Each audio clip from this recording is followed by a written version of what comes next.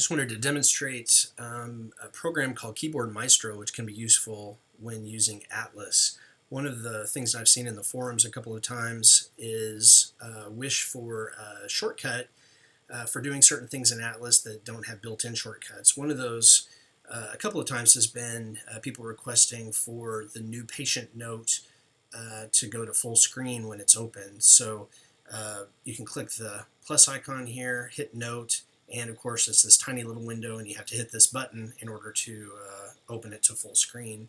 But you can actually automate that with Keyboard Maestro on the Macintosh.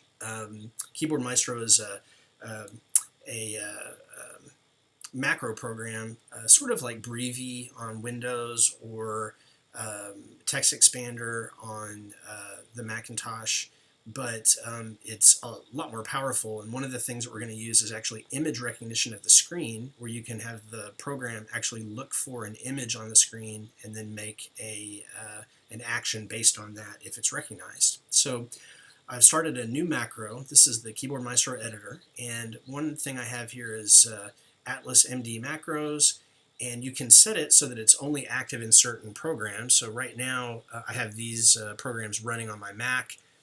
I'm going to use Safari for AtlasMD, but you could use any web browser.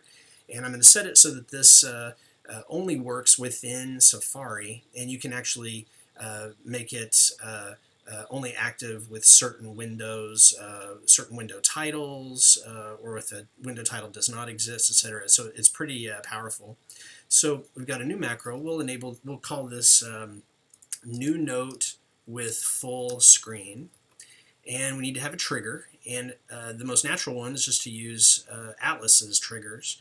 And so to trigger the plus button, you just hit the top of your keyboard, plus or the equal sign, and then N, which will bring up a new note. So we're going to say typed string trigger, and that'll be this, the plus or equal sign N, and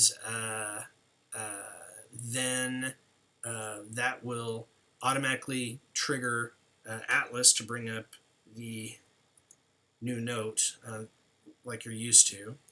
Go back to Keyboard Maestro, and what we want to do now is we want it to do another action, or to do an action. And so the first thing that we want to do in this case is to actually have the macro pause until it can see, oops, that's not it, pause until. So we're going to use the pause until action, and we're going to use all the following true, and the condition is going to be found image. And so it's going to pause until it sees a specific image, and that image that we want is this image of the expansion icon. And on the Mac, you can take a screen capture of that by clicking Command-Shift-4, and you can select around that icon like this, and that has made a screen capture, which I've saved into this folder right here. And if you hit the space bar, it shows you that this is the icon that's been saved. And we're going to go back into the editor, and we want to drag that icon into this little well. So we're going to drag it right into there, and basically the macro will pause until it actually sees that on the screen, and then we're going to click on that image. So we're going to click at found image. That's another action that we're stringing together, and we're going to drag that same image into this well, and I think that should actually complete our macro. So we have a trigger of equals n, or I could have hit shift equals, which would make the plus n, and then it's going to pause till it sees that image, and then it's going to click on that image. So let's see if it works.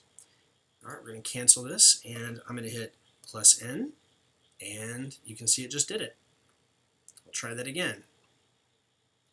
And one thing that I'll do, I'm going to go back into the Keyboard Maestro editor, and I'm going to say display, and this will actually put a green shading around the image that it's recognizing on the screen so you can see what it's doing. So we're going to come over here and click plus N, and it just recognized it. You can see it right there, and we're now in a full screen note. And that is it.